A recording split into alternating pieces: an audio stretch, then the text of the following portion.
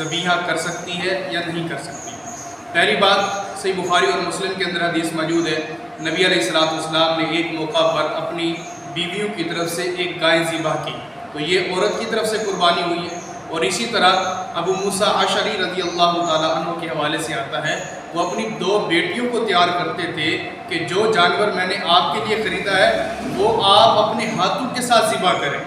وہ آپ اپنے ہاتھوں کے ساتھ ذبح کریں۔ اسی طرح ابن ماجہ کے اندر حدیث موجود ہے، ایک شخص نبی علیہ السلام کے پاس آیا، کہنے لگا میں مدینہ کے ایک دیہات سے آیا ہوں اور وہاں پر میں نے دیکھا ایک عورت نے تیز دھار پتھر کے ساتھ ایک بکری کو ذبح کر دیا ہے، میں پوچھنا یہ چاہتا ہوں کیا عورت کا ذبیحہ اور یہ پتھر کے ساتھ ذبح کرنا کیا ٹھیک ہے؟ نبی علیہ السلام نے فرمایا لا باس بہا، اس کے اندر کوئی حرج نہیں ہے۔ نبی علیہ السلام نے جو جواب دیا ہے اس کے اندر دونوں سوالوں کا ایک ہی جواب بنتا ہے، یعنی کہ اگر کوئی پتھر